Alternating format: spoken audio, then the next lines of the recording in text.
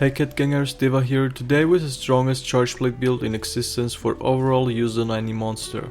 And of course you are using here the gold Rathian charge plate, which has the highest row in the game, but what really makes it so good is the free poison status. So during the fights you get a few thousands of free damage from multiple poison procs. I have made two variations of this build, an 100% crit build for balanced gameplay between Safi'jiivas and SIDs, and a pure SID spamming build. You can craft this weapon on the smithy by following the Rathian tree. For the last upgrade you will need a lot of gold Rathian parts and tails, which isn't easy to cut. To unlock gold Rathian you have to bring your Wild Spy region level all the way up to level 6. Then it will naturally spawn. I really recommend you to capture it so you can unlock the special arena quest permanently, and it will be easier for you to farm his parts and maybe get some investigations out of it. So this charge plate has a base row 1044 damage, huge natural white sharpness, 10% affinity, 420 poison element and 2 level 2 slots.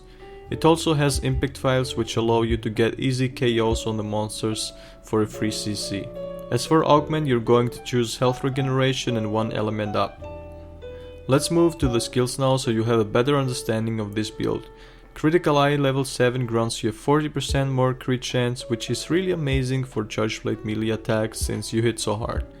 Guard level 4 plus 1 slot on each mantle, so you always have 0 knockback from guarding attacks, which allows you instant counter moves. Guarding also drains a lot of stamina, and if you're guarding multiple hit attacks it can happen that you get out of stamina and therefore guarding mechanics won't work so you get hit. That's why the 30% stamina loss reduction is as well really good. Crit boost level 3 will allow you to hit instead of 125% of the damage, 140% on crits. And since this is a 100% build on tenderized parts, you will always hit that 40% more damage than your weapon will do without critical hits. Weakness exploit level 3 give you a 30% affinity or 50% affinity on tenderized parts, which you always should do to reach 100% crit chance. Focus level 3 is the best skill for charge plate because it allows you to charge up files way faster than you would without. And not only that, it increases your attack speed since the circle sword move is a charging attack which takes forever without the skill. Artillery level 3 is for an insane amount of 30% more file damage on impact files. The food skill Bombardier in the canteen give you also a huge amount of file damage, therefore you should always eat for it.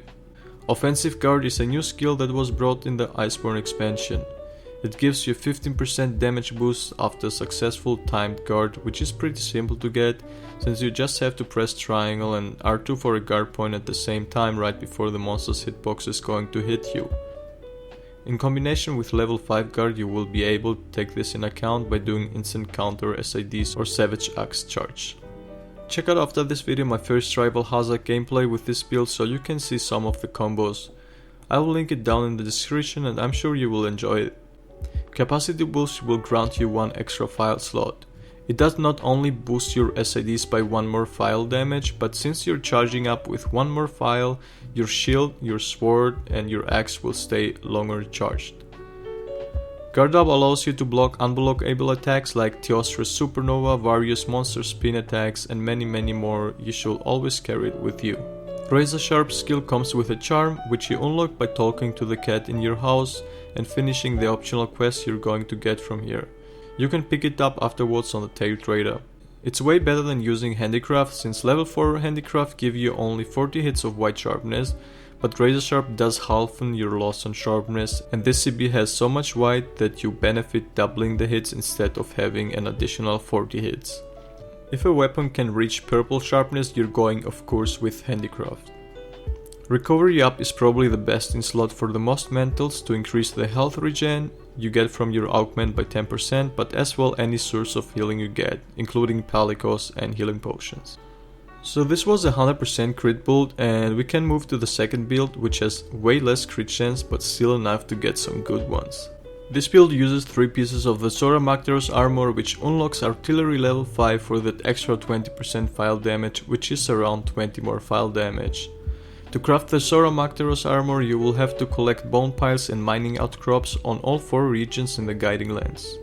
Flinch free comes with the armor and will prevent players from flinching you and interrupting your attacks, which can be really annoying. You can run one level of flinch free on any of your builds, which is completely enough. The only attacks that require level 3 are Greatsword, True Charge Slash and the Charge Plate's SID melees.